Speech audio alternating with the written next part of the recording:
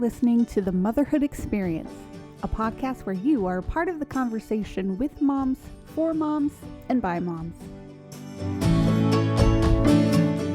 Let's jump into this episode with me, your host, Val Kleppen.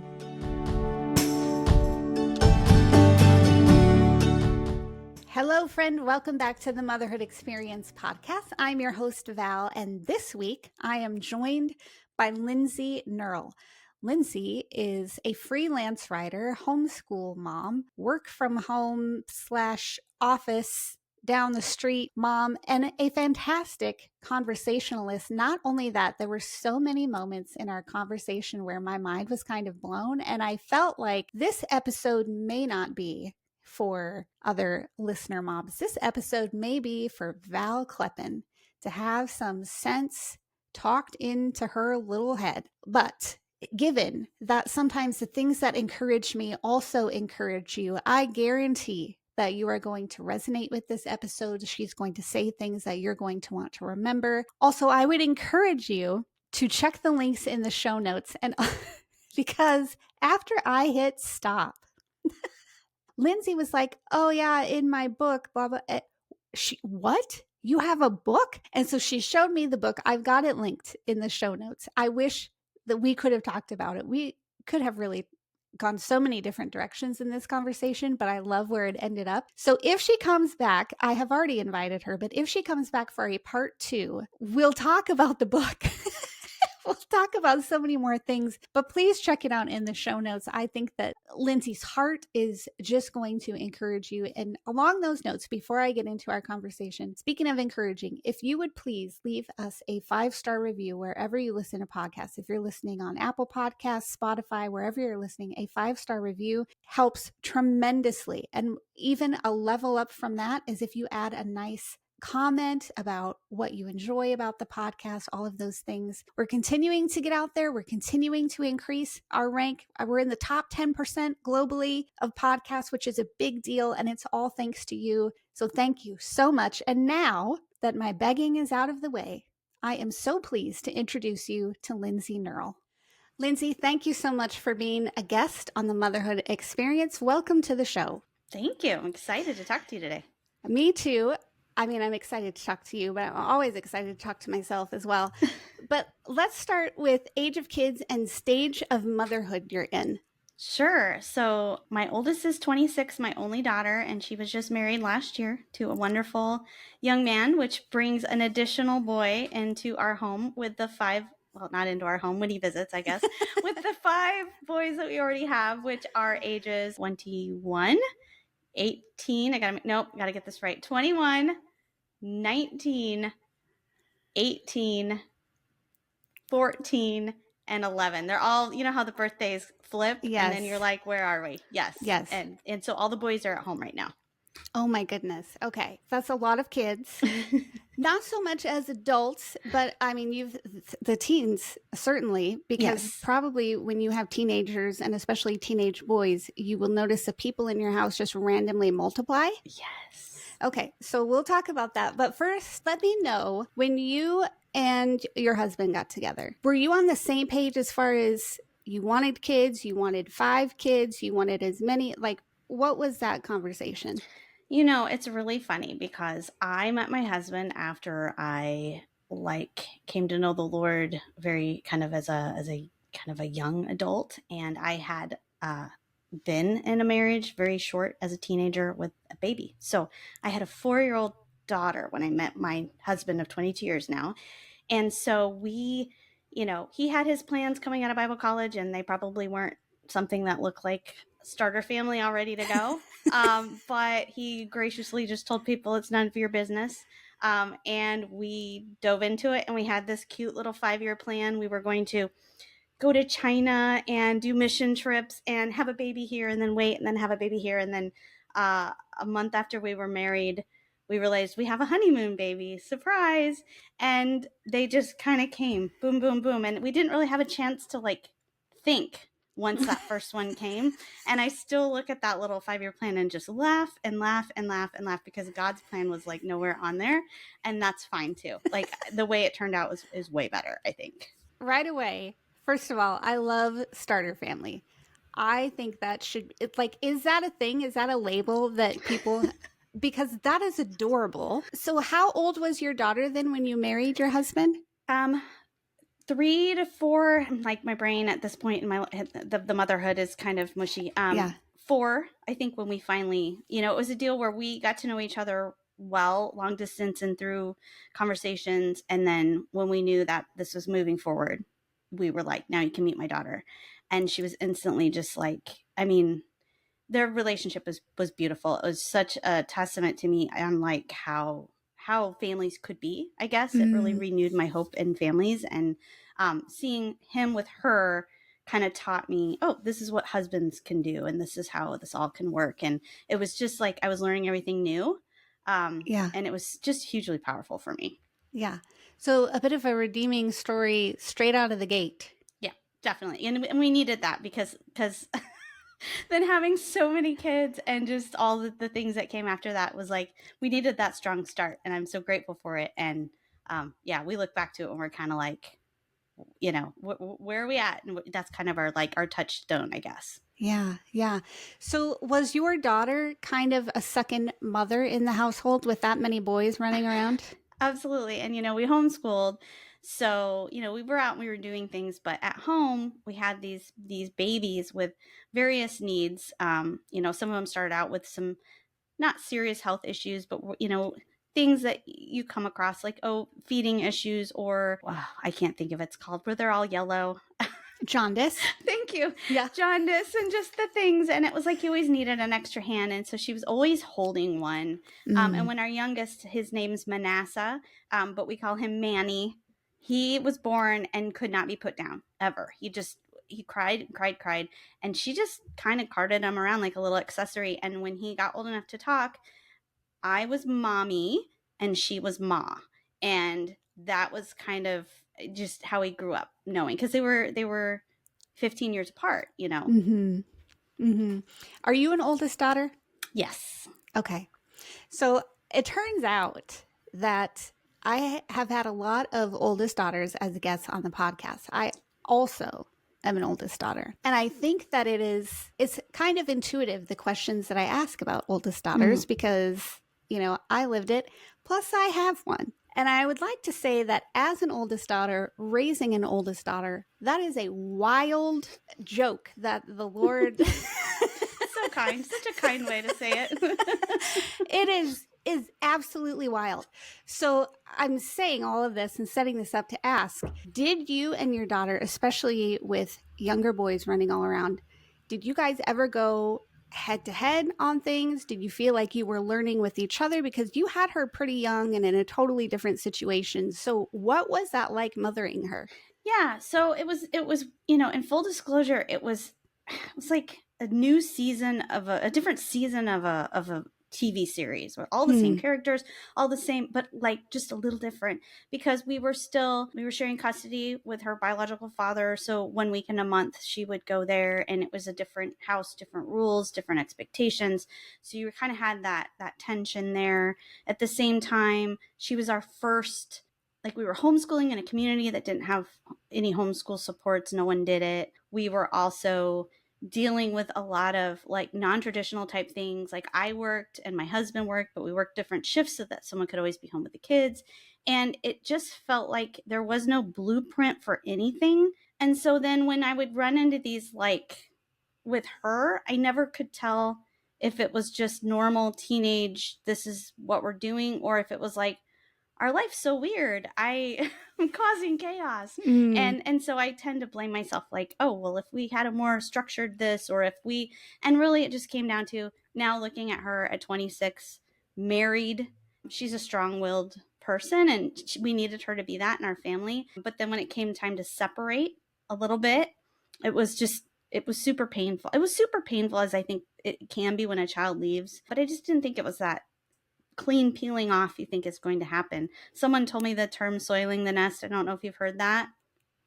I have not. They say when a kid gets ready to go to college, they like soil the nest, like baby birds poop in the nest until the mom just gets so fed up with it, they toss them out. And that college kids, or kids getting ready to leave can do similar things. They're like trying to make a mess to make it easier to just kind of, and it's kind of a natural season. But yeah, it was difficult because it was hard for us to separate what is this just her trying to establish herself, and what is like her maybe rejecting ways I parent. You just kind of get in your head, and I think that's what made it difficult. Now it's this beautiful grown up. She's a grown up with a husband, and she comes back and we visit the children. She visits the rest of the kids, and it's really sweet. But it did feel really like, what is it? Why is this not work? Why is everything got to be so hard? And yeah, I feel that deeply. That is a fascinating analogy. And right now, when we're recording this, we are in what I call grackle season. Can I nerd out with you a little bit? Yes. So we have grackle blackbirds. They're everywhere. And they're so obnoxious. But also, grackle birds remove their baby's poop from the nest constantly because it's like an anti-predator thing. But they drop it on all of your personal belongings and personal space. And I would like for the grackles to leave. But I'm like in full blown grackle season over here. But then you have this beautiful analogy of soiling the nest. And that makes so much sense. And all the normal non-obnoxious birds are probably that way. But these grackles, I'll tell you. They're enablers of their children. Where could we take this? Like the dysfunctional families. Okay. So anyway, so what was the decision to homeschool then? Because you've already said that there wasn't much support. There weren't many other people doing it. How did that enter into your world? It's a combination. It's always funny. It's never one thing. Like for some people, there might be the thing that they look at and go, this was the thing that put us over the edge. But we had little ones. It wasn't like we were leaving a bad school situation, or it was impractical. I had a small child who didn't feel like needed to be in a classroom that long. We were moving kind of between two communities, and I thought, why would I put my kid into school just for like part of a year? My husband had gone to college to be a teacher. Some of the stuff wasn't sitting well with him as far as like how to manage classrooms. He was also working with adults with developmental disabilities at the time and working with foster children. So he was learning a lot about healthy boundaries and relationships and how you equip people to be their best and how you respect people and treat people. And he just wasn't sure how that was going to work like in the school system he knew. And so we were like, okay, is the best way to do that? Maybe we do it. Or is the best way to do that? Maybe we work with tutors. Like we were just in this philosophical spin, and we're like, you know what? She's 5. Like, do we even have to decide? We'll homeschool. We'll get some workbooks from the Dollar Tree or Dollar Store, whatever it was at the time. And we'll just year by year it. And we did. And all my kids were homeschooled straight through, had no problems getting into college and succeeding in college. And I think they did okay. I can look back at my blind spots and go, we're not going to do that with the next one. And then of course we do that with the next one because we are who we are. But it just was never this intentional, like we're taking a stand against XYZ. It was just like, I'm not feeling particularly led to do this. So what are the other options? Would you say your approach was then, we'll just take it a year at a time, see how it goes? Absolutely. Okay. That's kind of how I do everything, actually. And so, being honest. So taking it a year at a time, you were like, I don't see any reason why we shouldn't continue doing this. Yeah.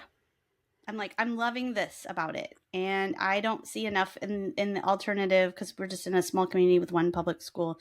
I don't see, like, the things we want to do aren't necessarily there. We'd have to create them anyway. Let's, it just felt like more work maybe to do the public school, which I know people won't believe, but no car lines and all the other stuff. And we could live life on our terms, which for better, for worse, we're kind of those people. Yeah. But I know that as a result of that, you're kind of involved in a lot of things in the homeschool world. And I'm going to take off my podcast host hat. That's hard to say. And just talk to you mom to mom for a minute, because we are just finished 8th year of homeschooling. I have a 15-year-old and an 11-year-old. I feel like every year when we start, I believe this is going to be the year where we have it together and things go smoothly and I don't fall apart or fail at X area, of homeschooling. This year in particular, though, I found myself a lot of the time wondering, should the big S word, should we plan to do this next year? I have all of the curriculum ready to go. But my kids are at an age where I'm like, am I doing them any favors? Now, granted, we live 25 miles away from what would be their school. So that's a big red flag for me, especially you and I live in the Midwest. Winters are unpredictable. Did you ever wrestle with that from year to year? I know that you made the decision, like, yes, we'll continue homeschooling. It's worth it for these reasons. But did you ever wrestle? And if so, was it at the start of the year? Was it at the end of the year? Was it in the middle? How was that? I don't think, I say we're going to take it year to year, but it's year to year in the sense, like, barring any, I don't know, I have to be treated for cancer and can't do it. Things that are just like, I kept also at the same time seeing that there were things my kids were learning that I don't know how they learned it. I don't remember specifically sitting down and telling them but they were probably the most important things they were ever going to learn. And I realized they only could have learned that by being around us. It's kind of like, we were talking about our mutual friend that we do the speech and debate, and we do these tournaments where it's a bunch of 40 and 50-year-old women that we get up at 5 a.m. and we shuttle our kids over to the church, and we all day long we're volunteering and doing this and whatever. And by 10 or 11 o'clock at night, when we collapse into bed and we realize we're going to get 4 hours of sleep, we're like, why do we keep doing this? Is horrible. I don't think I could ever do this again. This is horrible. And then you look back at the year and you're like, oh, my child that had a stutter, like, competed and did all these things, or I made these friends, or my child learned from these other children some of these amazing things that they wouldn't have. And you look back and you go, yeah, that's right. That's why we do it. Like, you have to take an accounting, I guess. And if your accounting comes up short, I'm sure you could look at that and go, yeah, I don't really know what we're getting out of this. And if your accounting is based on, did we do enough lessons of math, you're probably always going to come up short. But if your accounting is on more, I like to think, like, eternal things or things that are going to equip them for life, I don't think we've ever come up short. And I think we come out way ahead. And I don't know how they learn these things. I never sat down and said, it's just that osmosis that happens by being with you and with good community and with other people that share your values. I don't know how that would happen with them not in it, right? Yeah. So that is where we land. We come up short, like I said. Math always is like, where did the year go? We didn't do enough math. But it's like, oh, you love helping. You have a passion for doing this. You've created this small business or whatever it is they're doing that they're passionate about. It's like, that wouldn't exist if we didn't do this. So I have to also look at that. And be careful I don't try to check boxes, because there's just so many things that there's just not a box for. But eternally, there's probably a box somewhere, right? So I don't know. That's a good word, Linsey. That's a good word. I'm back on the bandwagon. I'm convincing myself as I say this. Can you tell? I'm trying to. I love that. And you hit a lot of the reasons that we began homeschooling to begin with. And it is an every year situation, I think, that comes up. And I'm like, am I doing right by them? Like, and then, sarcasm is one of my love language that Gary Thomas did not write about. But if he did, I feel like I would identify with it. But I tell myself things like, I don't know, would my son be better off in a room with 25 other 11-year-olds? Like, yeah, I'm going to say no. The answer's always no. I started out as a secondary ed major, Linsey, and I taught Bible class for 5th through 8th grade every Wednesday night. Maybe it was 6th through 8th. I don't know. It was somewhere in that age range. Every Wednesday night, once a week, Linsey, for 1 hour. That's it. Like, but from June to June, a solid 12 months. And after that year, I switched to business as my major, because I was like, I can't. And these are the good kids, right? Like, these are the good kids, and I can't hack it for an hour a week with these tweens. And so maybe that's just kind of, maybe like 19-year-old Val is like, hey, remember what that was like in a room full of them? I don't know. Well, Thank think you for. about like, so the other day I learned something and I was like, oh, I'm a little concerned about this thing. I'm gonna need to talk to my kid about it.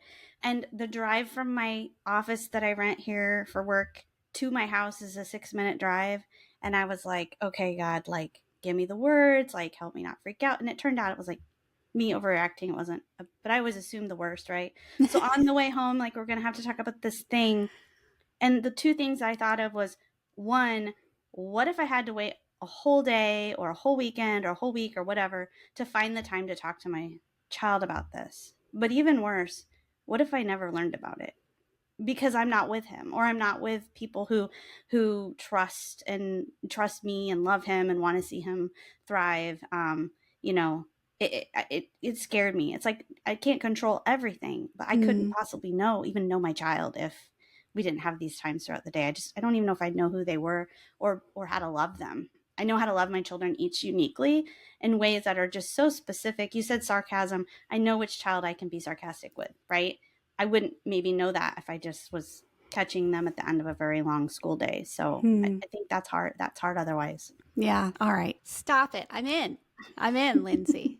But I want to ask again, how did you go from having your quiver full of arrows with the many children that you have and saying, you know what? We're going to be involved in all of these homeschool things. We're going to be involved in speech and debate and traveling so my kids can compete. Where did that sanity come from? Yeah.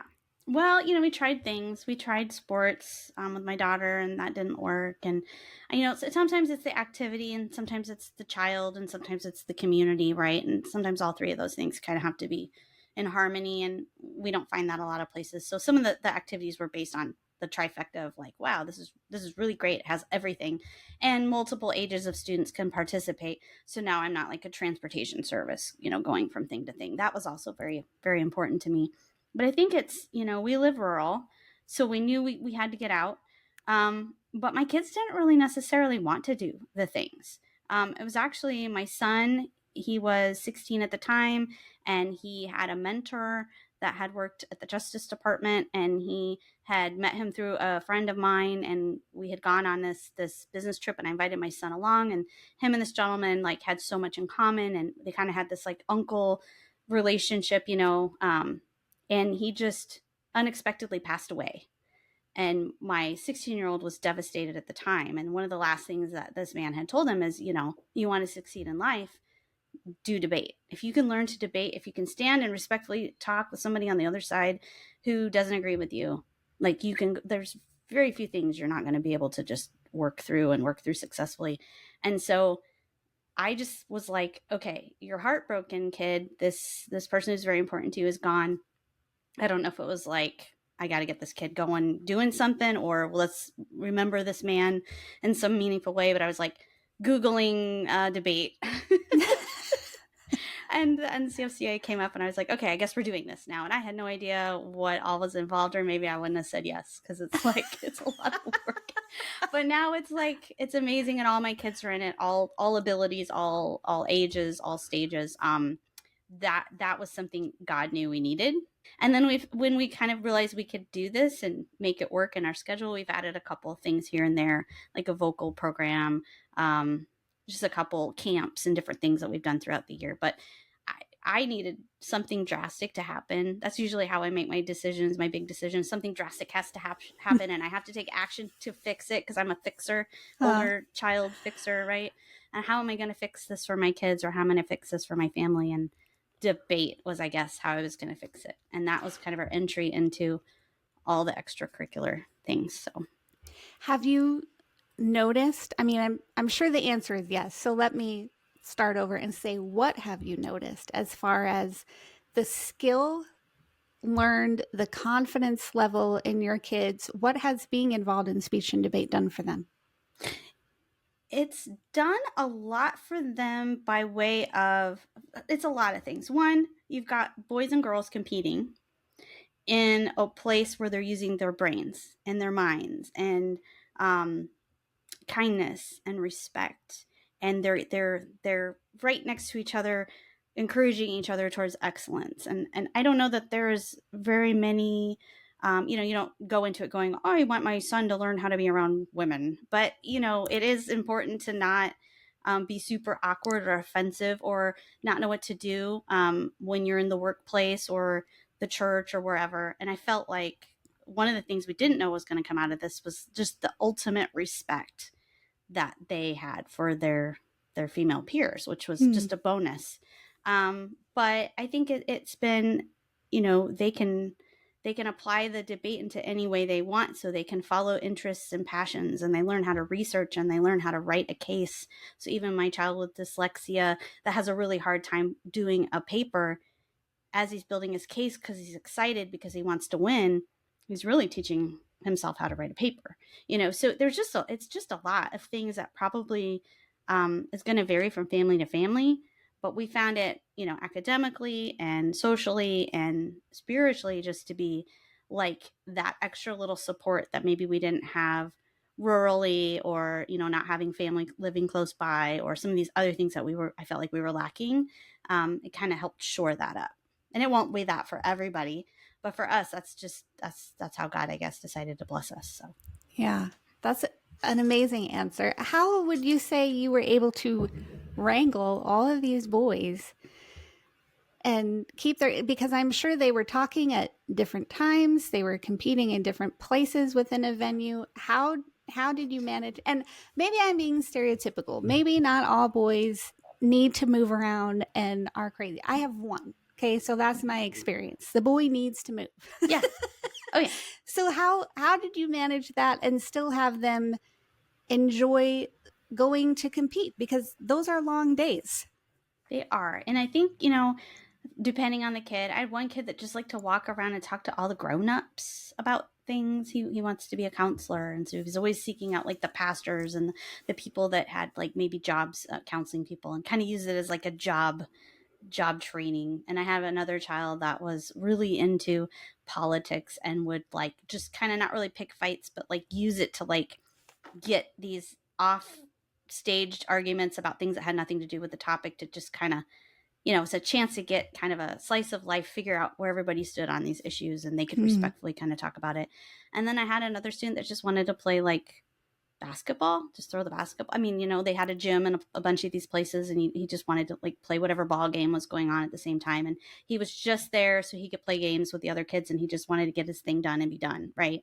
So I think for each child, it was going to be something different. But honestly, I don't want to say my kids are good kids, but they're good kids. And so they kind of knew going in, this is what's required of you to do it, because there's only one me and there's a lot of you. And, it can cost money to drive and stay in hotels and do all this stuff. And here's what I'm giving up with not working for 4 or 5 days while I'm there. And as a business owner. So I'm like, here's what we're going to need to do. Do you want to do it?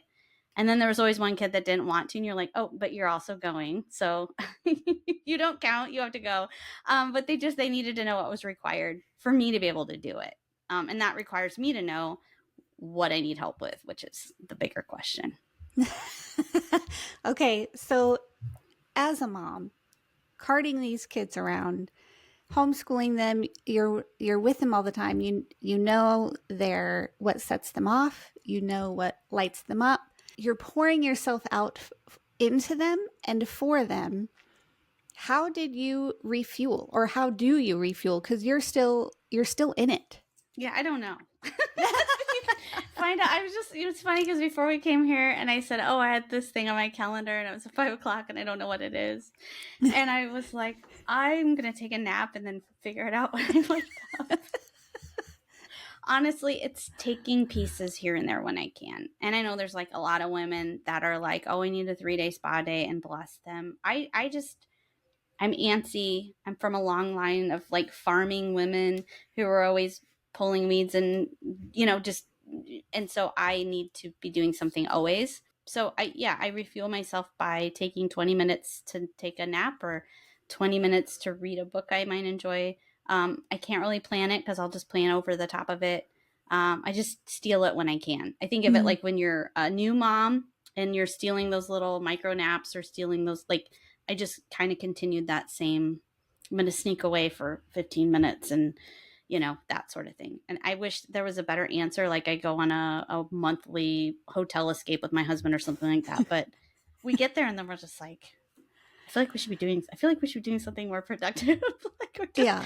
we're just not those people. So, speaking of being productive and all the things, you said that you worked from the beginning. You work still today. What do you do and how do you build work into your life or build life around your work? Mhm. So it's funny because the only reason I'm doing what I'm doing now is because I started small in something related, and it just kind of built so that as I needed less one-on-one time with the children, I had more time to grow the business. Does that make sense? Like I wouldn't have been able to just like create a full-time business with like two nursing children. Because that I couldn't. But I started writing, freelance writing, very small, babies on my lap, kind of as magazines and books and things, and then that grew, and then it was a full time freelance business, and now it's moved into like consulting and some marketing, and it's very very full time.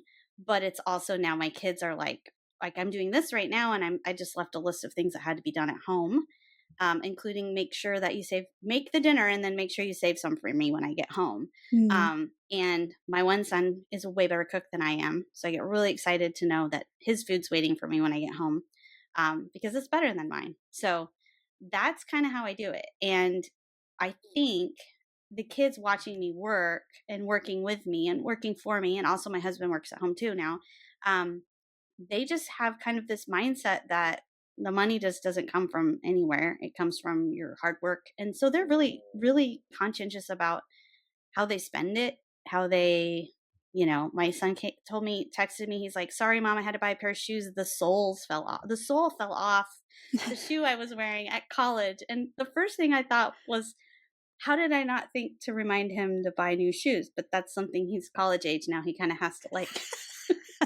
but he just didn't, was like, oh, he just didn't think about spending the money that way. So Yeah. that's, I guess, a good thing maybe. I don't know. I want him to not have to wear shoes like that. He's got to be a little bit better. Yeah.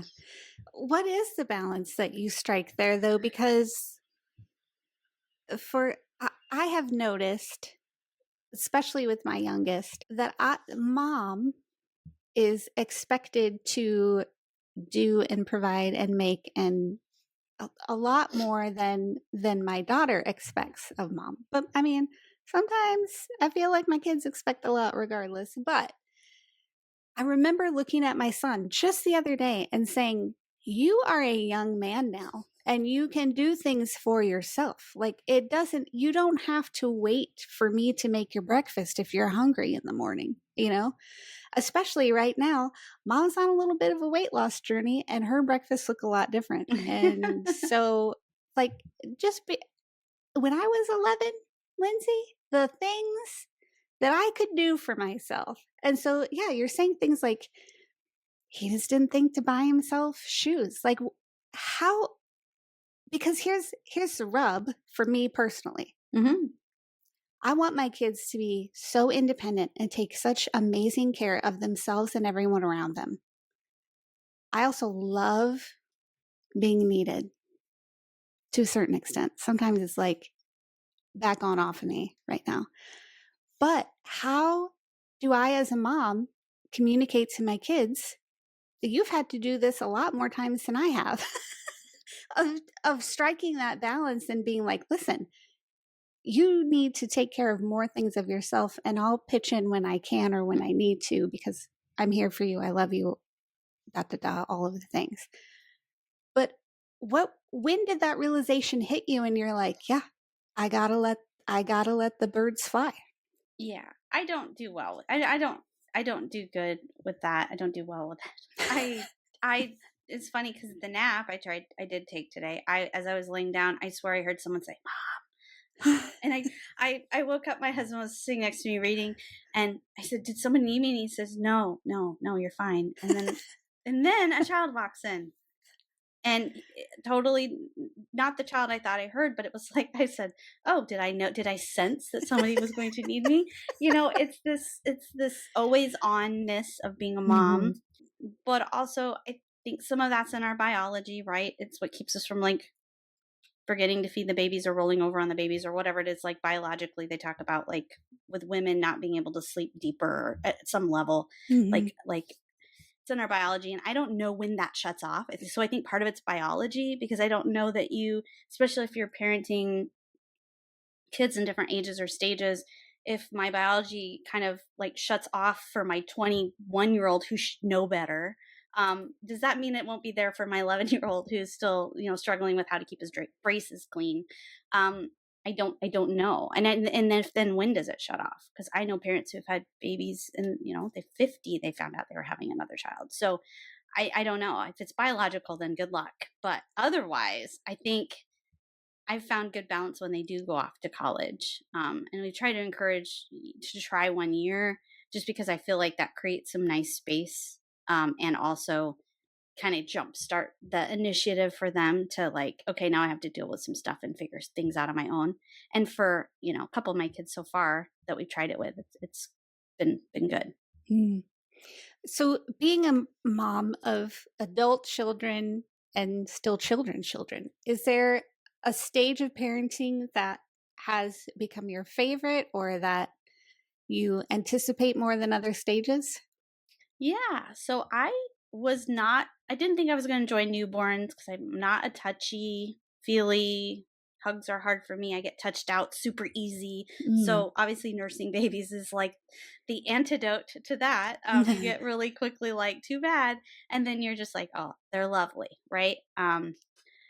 Then the young, I don't have much of I don't do imagination super well. So the whole imaginative play stage was really horrible for me because it's just not my gifting. I'm like, Yeah. when can we go do real stuff? Real stuff.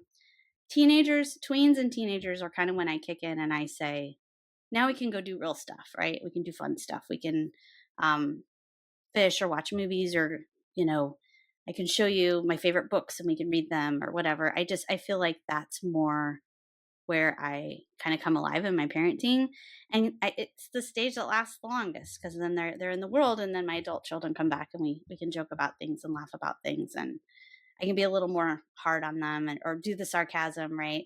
Like you were talking about, Yeah. and it's good. It's kind of like what I imagined with a bunch of siblings that I kind of didn't have growing up. I could, we could hang out, we could play board games and eat good food together, and I know that's the stage that works the best for me. And maybe Mm. that's maybe I shouldn't feel that way, but it is how I feel. So Is there a way that we should feel? I I don't. don't know. I just like, I'm not having children to make friends, like to make my own future friends, but that's kind of what started to happen. I don't know. I don't know what the counselors would say about that, but Well, I'm pretending to be one, and I say that's fine. And okay. also, like, what a beautiful story of, you know, because speaking of counselors, there probably are a lot of adult children who are in counseling because of the way their parents raised them and the relationship struggles that they have. So to be able to be in a friendship with your children. Now, I am not saying that you should be your child's best friend. Right. I am not saying that. But to be able to reach a point where you have that kindred relationship and you can laugh about things and, in love, though you are still training and disciplining and teaching discipline and all of those things. Yeah, I think that was a wonderful answer. So Counselor Val says so, Linsey, I Okay. guess. I don't know. But how did you come into writing for your work though? Is that something that you always enjoyed doing? I don't know. I don't know that I ever go, oh, I like doing this one thing. This is what I'm going to do.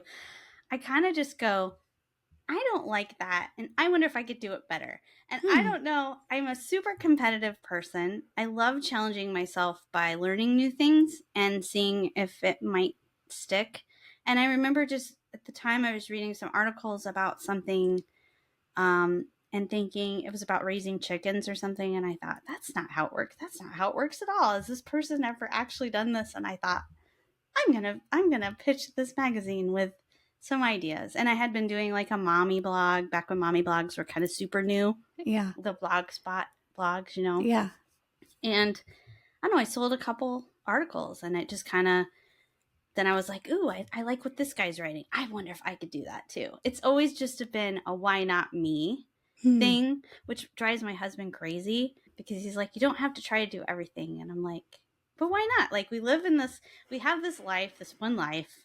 If I don't like it, I don't have to keep doing it. I can do something else. And that's kind of been my, I guess, why homeschooling has worked really well for us, and why I don't hold my curriculum too precious, right? Because if it doesn't work, we just try something else. And, you know, no one's really harmed in the making of that usually, as long as you're providing some structure. And I don't know, I guess I don't hold anything too precious is the answer. Yeah. Do you think that your competitive nature also played into why you were more determined in sticking it out with homeschooling?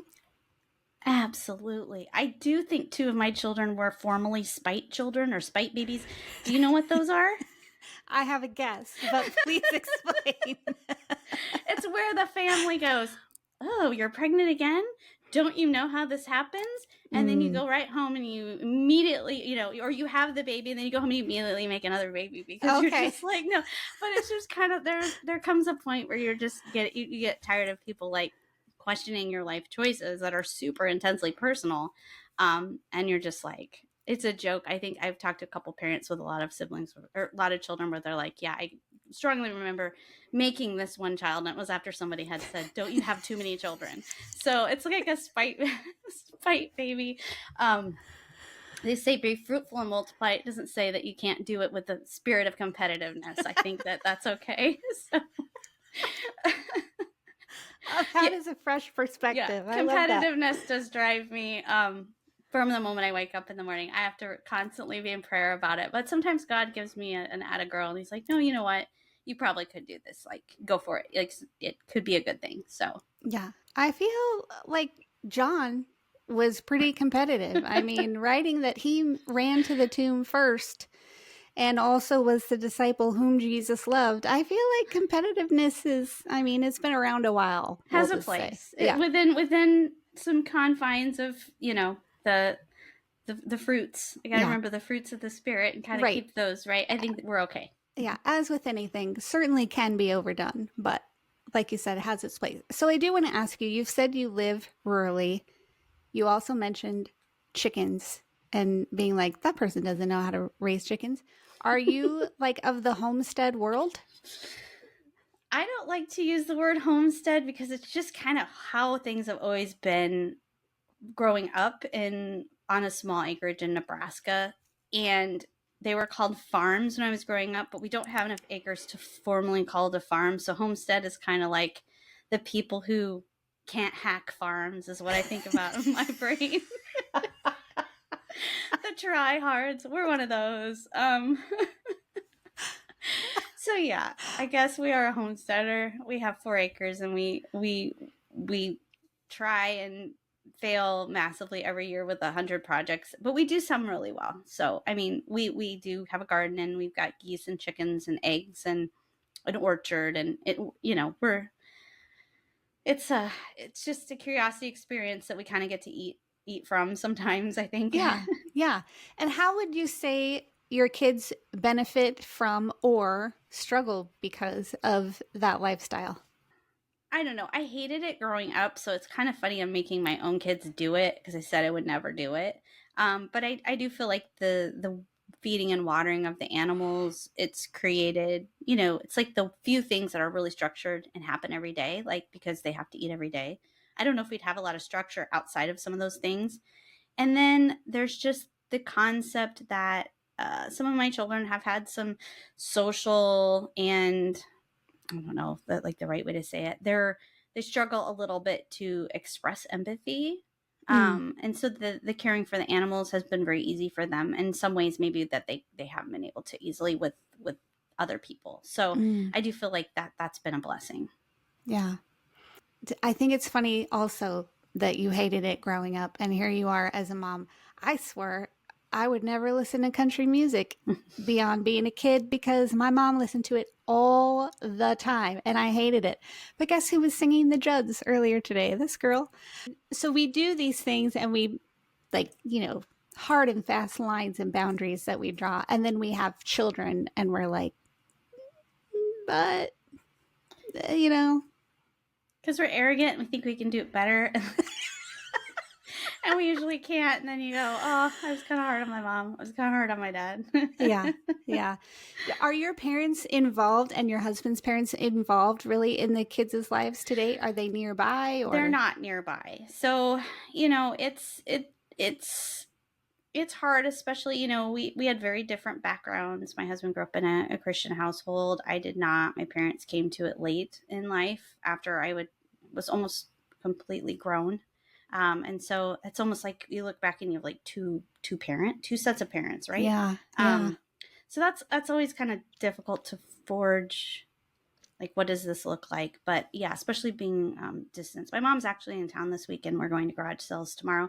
So it's just trying to find those things that you can do that are enjoyable. And I don't know. I used to think a lot about those things and get really wrapped up into my meaning and identity and where I came from and how that. And then at some point I just was like, well, it's all in Christ anyway. Who cares? Let's just go to lunch and take the time we have and try not to worry too much about it. Yeah. I love that approach. Simplifies a lot of things, doesn't it?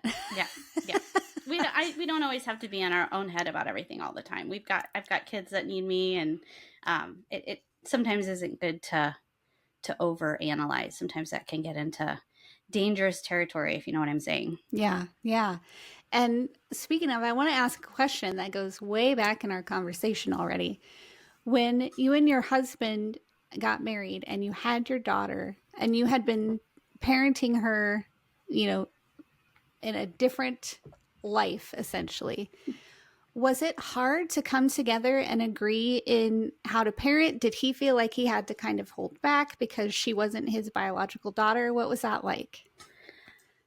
It's really hard at first with boundaries. It's kind of funny. The very first book we read together was the boundaries, right? And I found it extremely validating. I was like, I think we're all kind of born with this sense of justice. My favorite verse is Micah 6:8. And I always think about, okay, do justly, love mercy, walk humbly with God, right? Like, it's really more simple than we make it. But what is just? And that's kind of where everyone has a different idea of what's just. And so early on, my husband had all these books and I like to read, and I was reading the books. And so it wasn't just him saying, this is what we need to do. He would say, when I worked in child and family services, we would sometimes see this, and this was helpful, and here's a book. And so he wasn't always just like, I know better, because he hadn't raised a family before. He was young, and we probably needed discipleship from some older people in the church that we didn't have. We were moving a lot. But he kind of defaulted to some of these experts, and it seemed to make sense to me. And so we tried that path. And, we were young. We did a lot of things that, looking back now, we were like, why did we worry too much about what the kids watched a little bit? Or we worried too much about, you know what I mean? It's like splitting hairs with a lot of things. But I think it was just hard, mostly because we were creating structure in kind of a structureless world where I had come from.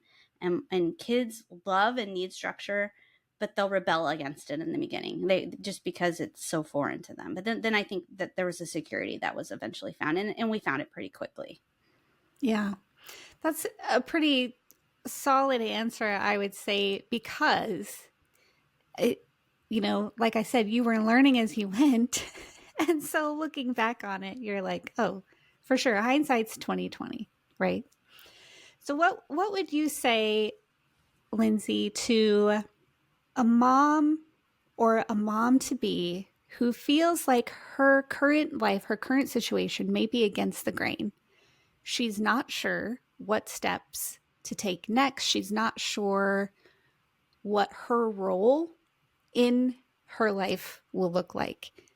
She doesn't know if she's going to have one kid or 6, if she's going to homeschool or not. Like, she's just found herself in today and maybe tomorrow scares her a little bit. Yeah. What would you say to encourage her, to build her up right now? So it's funny because I got really confident with my marriage and homeschooling and my life. And then we were told we shouldn't have any more children. And this was after 5 children. I had C-sections with all of my children. So we had run into some health scares. And we were told, okay, don't have any more. You'll probably die. We did not take permanent measures because I didn't feel like that was what God, I don't know. And we ended up with another one. It was a surprise, my last one. And I had a great doctor, and the whole time he's like, fine, this is fine, we'll get there. But I couldn't shake this feeling of like, is this baby going to be like, is this something that I'm going to like not ever recover from? Or will I lose my life? Or will the baby not be okay? Or all these problems, you know?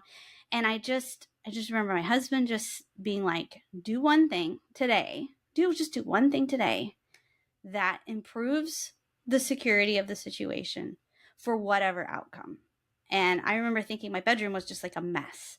And I'm like, well, if I die, that bedroom probably will need to be cleaned so they can come in and, you know, do the, and that's so morbid. Or if we lose the baby, I probably will want this bedroom to be clean, because I'll be mourning and I'm not going to want to clean it. Or if I bring home a beautiful baby, I'm going to want to not have to walk over this pile of laundry. I mean, I needed to be able to take an action that in all outcomes was going to make sense, that didn't require too much of me, and just was, you know, and that's kind of just what I did. Every day I just kind of did one action that no matter which outcome was going to make sense.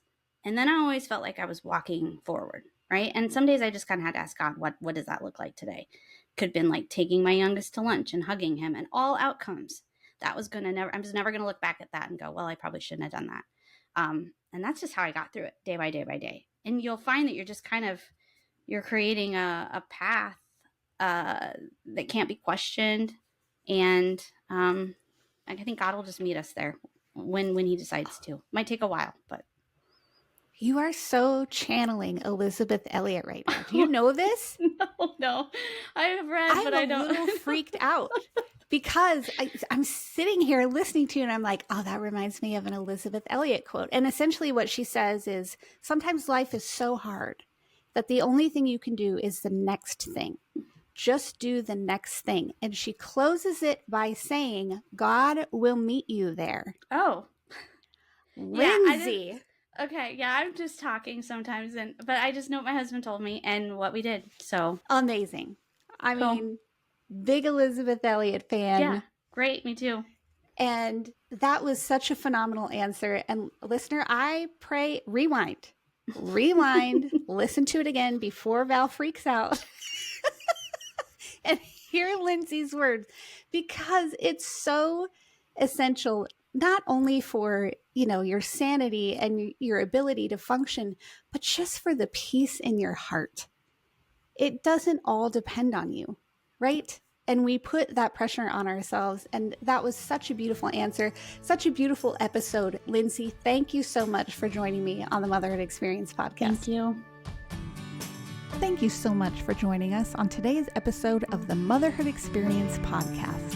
To join our exclusive TME community, head over to themotherhoodexperience.com/learn more. Be sure to follow the Motherhood Experience on Facebook or Instagram, and please leave us a 5-star review wherever you listen to podcasts. If you're watching on YouTube, leave us a comment below, and we'll catch you next time.